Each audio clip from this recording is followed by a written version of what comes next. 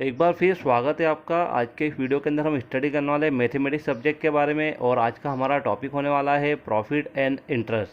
तो आइए शुरू करते हैं।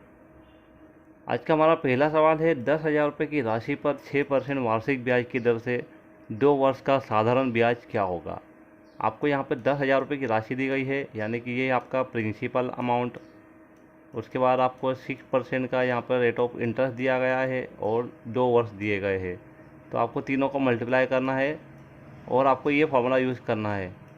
यदि आपको जब भी सिंपल इंटरेस्ट निकालना रहा, साधारण ब्याज निकालना रहा, तो आपको ये फॉर्मूला यूज़ करना है PRT/100।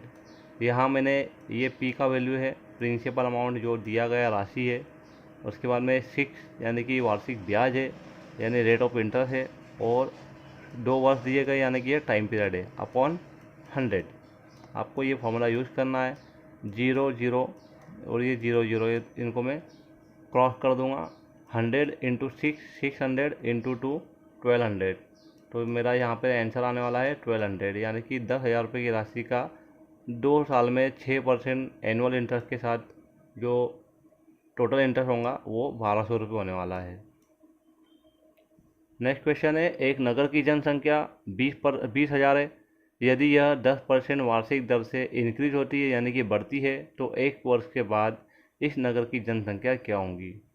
तो आप चाहो तो पहले सॉल्व कर सकते हैं। अभी यहाँ पर 4 ऑप्शन जो दिए गए हैं, उसमें से 3 ऑप्शन जो है, देखिए यहाँ पे 20,000 से कम वैल्यू है, यानी कि ये अगर मैं ये कैलकुलेशन करता हूँ तो जनसंख्या कम होना चाहिए, बल्कि क्वेश्चन के अंदर दिया गया है कि जनसंख्या बढ़ रही है। तो ये तीनों ही उत्तर बिल्कुल गलत है, क्योंकि जनसंख्या कम नहीं हो रही है। तो इसका सही उत्तर तो 20,000 यानी ऑप्शन ए। और यदि किन्हीं 2 ऑप्शन के अंदर बढ़ती हुई जनसंख्या रहती है तो आपको उसको सॉल्व करना पड़ेगा। सॉल्व करने के लिए आप सेम वही फॉर्मूला लगाइए, P इंटू R। मतलब आपका जो रेट ऑफ इंटरेस्ट है 10 इंटू 1 ईयर, तो 1 साल है, अपॉन 100। PRT/100 वही फार्मूला आपको यूज़ करना है। यहाँ पे मैं 2 जीरो से 2 जीरो कैंसिल कर देता हूँ, तो देखिए यहाँ पे 2000 आता है। यानी कि जो इंक्रीज हो रहा है वो कितनी पॉपुलेशन इंक्रीज हो रही है, 2000 की पॉपुलेशन इंक्रीज हो रही है। और पहले की जो पॉपुलेशन थी वो 20,000 थी, तो मैं 20,000 और 2000 को ऐड कर दूँगा। यदि 20,000 और 2000 को मैं ऐड करता हूँ तो यहाँ पर टोटल आता है 22,000, यानी 22,000 ऑप्शन ए के अंदर अवेलेबल है। इसके लिए ऑप्शन ए का सही उत्तर है। 10 पैसे का 10 रुपये से अनुपात क्या है। 10 पैसे का 10 रुपये से क्या रेशियो बनेगा। तो हम यहाँ पे ले लेते हैं, एक तरफ है 10 पैसे और एक तरफ है 10 रुपये। अगर मैं ये पैसे है और ये रुपये है, तो मुझे दोनों ही तरफ उसको पैसे में कन्वर्ट करके रखना पड़ेगा। सपोज़ यहाँ पर 10 पैसे दिए गए हैं लेफ्ट हैंड साइड पे, और राइट हैंड साइड के ऊपर 10 रुपये है, तो मुझे 10 रुपये को पैसे में कन्वर्ट करना पड़ेगा। 1 रुपये के अंदर कितने पैसे होते हैं, 100 पैसे होते हैं। तो हम यहाँ दे सकते हैं कि 10 रुपये और उतने ही पैसे यहाँ होना चाहिए। तो 10 और यहाँ पर इसको मल्टीप्लाई कर देता हूँ, तो ये आ जाएगा 1000। 10:1000। 10:1000 यहाँ पर ऑप्शन में कहीं पे भी अवेलेबल नहीं है, लेकिन मैं इसको ऐसा लिख सकता हूँ 1:100। दोनों तरफ से एक एक जीरो को अगर मैं कम कर दूँगा तो 1:100 बचता है। 1:100 ऑप्शन नंबर सी के अंदर प्रेजेंट है, इसके लिए ऑप्शन सी इसका सही उत्तर है।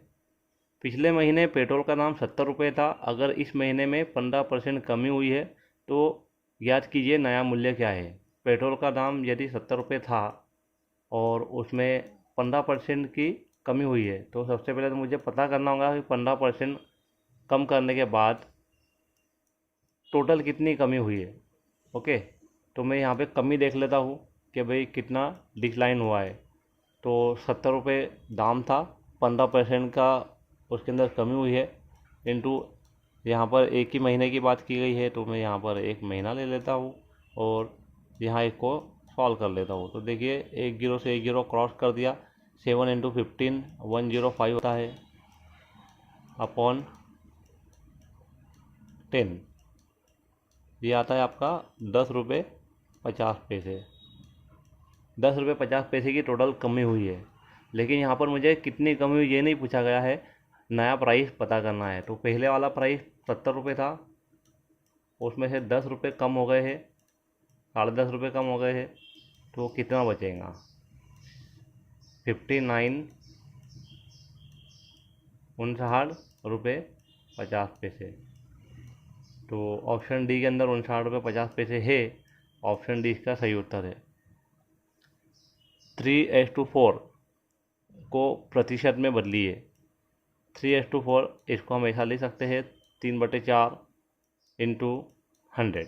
जब भी आप प्रतिशत में कन्वर्ट करना चाहते हो आपको इस तरह से उन दोनों को न्यूमरेटर और डिनोमिनेटर के फॉर्म में लिखना है, क्वेश्चन के फॉर्म में लिख लेना है और उसके बाद उसको 100 से मल्टीप्लाई कर देना है।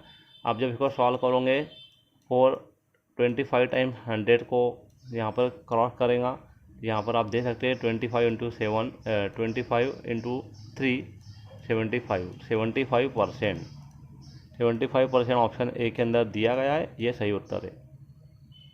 किसी विद्यालय में कक्षा 8वीं में कुल 50 बच्चे हैं जिनमें से 60% लड़कियां हैं। तो बताइए कक्षा में कुल कितने लड़के हैं?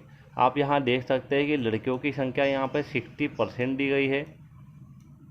यदि आप 100% टोटल स्टूडेंट्स है, 100% में से आप 60% को माइनस कर दीजिए तो कितना बचता है? फिर 40% बचता है, 40% बचता है। 40% लड़के हैं, ओके। यहाँ पर 40% लड़के हैं क्योंकि बताया गया है कि 60% लड़कियाँ हैं। 60% लड़कियाँ हैं तो फिर 40% लड़के होंगे। अब 40% मुझे फाइंड करना है। 40% ऑफ कितने का? टोटल 50 लोग हैं, 50 का 40% निकालना है। तो मैं यहाँ पे इस फॉर्मूले को यूज़ करूँगा। 40%, जब भी आप परसेंट निकालते हो तो उसको 100 से डिवाइड कर दो। 40% इंटू 100 इंटू 50, जो टोटल अमाउंट दिया गया आपको, टोटल बच्चे। आप यहाँ पे जीरो से ऊपर के दोनों जीरो कैंसिल कर दीजिए, यहाँ आपको मिल जाएगा 4 इंटू 5 20। यहाँ पर कौन है? लड़के हैं, 20 लड़के हैं, ओके। तो यहाँ पर ऑप्शन ए इसका सही उत्तर है। 30 विद्यार्थियों में 60% विद्यार्थी गणित में अच्छे हैं। कितने विद्यार्थी गणित में अच्छे नहीं है? यहाँ पर देखिए, यहाँ बताया गया कि टोटल विद्यार्थी 30 है और उसमें 60% अच्छे हैं गणित के अंदर। यदि 60% अच्छे हैं 100 में से, तो फिर कितने बचते हैं? 40% ऐसे बचते हैं जो अच्छे नहीं है, ओके। तो आपको ये 40% फाइंड करना है। अभी मैंने आपको बताया है कि 40% कैसे फाइंड करेंगे। आपको क्या लिखना है? जितने भी परसेंट हो आपको इस तरह से लिखना है, 40/100। अगर 30% पूछा जाता है तो 30/100 लिखना है। अगर 75 पूछा जाता है 75/100 लिखना है, इनटू टोटल कितने बच्चे हैं वो आपको सॉल्व कर लेना है। इसको 0 0 0 0 4 इंटू 3 12 बच्चे ऐसे हैं जो मैथ्स के अंदर अच्छे नहीं है। Option D is the right answer. यदि किसी कक्षा में 30% विद्यार्थियों को गणित पसंद है, 40% को अंग्रेजी पसंद है और शेष अन्य को हिंदी पसंद है, तो ज्ञात कीजिए कितने विद्यार्थियों को हिंदी पसंद है यदि कक्षा में कुल 50 विद्यार्थी है। यहाँ पर बताया गया है कि 30% विद्यार्थियों को गणित पसंद है, 40% को अंग्रेजी पसंद है और शेष अन्य को हिंदी पसंद है, ओके। तो आपको ये सभी जितने भी परसेंटेज दिए गए इसको कैलकुलेट करना है। 30% मैथ है प्लस 40% इंग्लिश है, उसके बाद परसेंटेज पता नहीं है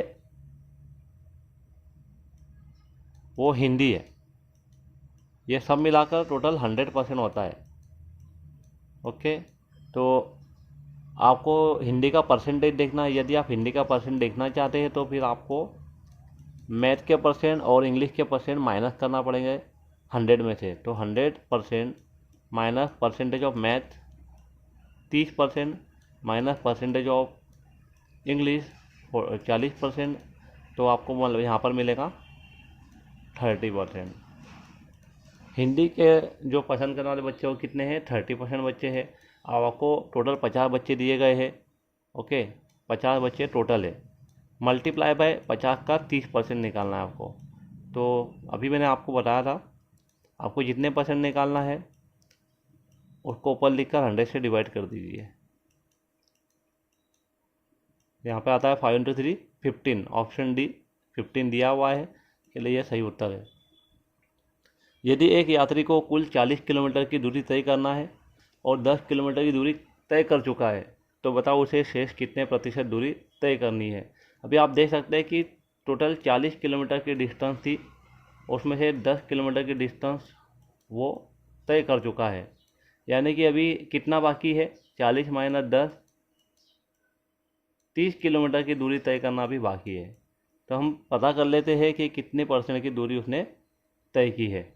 ओके, तो हम यहाँ पर ज़्यादा कुछ करने की ज़रूरत नहीं है आपको केवल इन दोनों को आपस में डिवाइड कर देना है, 10 और 40 को। 10 किलोमीटर की दूरी तय की है, ओके, और यहाँ पर यहाँ पर 30 किलोमीटर की डिस्टेंस फाइंड करना है उसे, दूरी जो तय करना है। तो 30 किलोमीटर डिवाइड है 40 किलोमीटर, 40 किलोमीटर की डिस्टेंस टोटल थी, उसमें से 30 करना बाकी है, इंटू 100। यहाँ पर आप देख सकते हैं कि 0 0 मैंने कैंसिल कर दिए है। 4 को 25 टाइम जब हम मल्टीप्लाई करेंगे तो 100 आ जाएगा। 25 × 3 = 75%। 75% ऑप्शन सी के अंदर दिया गया है, के लिए ऑप्शन सी इसका सही उत्तर है। एक विद्यालय में विद्यार्थियों और शिक्षकों की संख्या 15 और 1 के अनुपात में है, तो कुल संख्या 800 है। तो बताइए विद्यालय में केवल शिक्षकों की संख्या कितनी है। यहाँ पर टोटल संख्या 800 है, विद्यार्थियों की और शिक्षकों की मिलाकर 800 की संख्या है।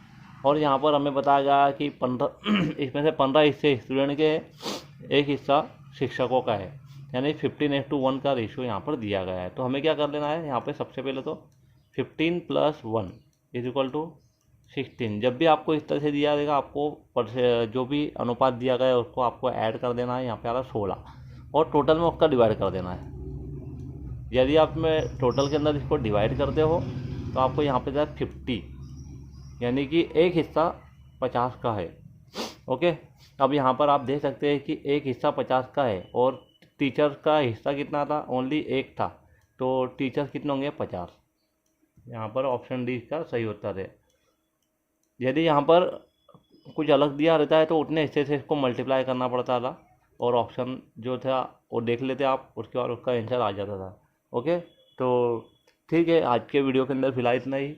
आगे एक वीडियो लेकर आएंगे जिसके अंदर आपको मैथमेटिक्स के बारे में और कुछ और ट्रिक्स और टिप बताएंगे। यदि आपको वीडियो पसंद आता है तो वीडियो को लाइक करें, शेयर करें और हमारे चैनल को सब्सक्राइब करना ना भूलें, ताकि हम और वीडियो आपके लिए लेकर आ सकें। Thank you.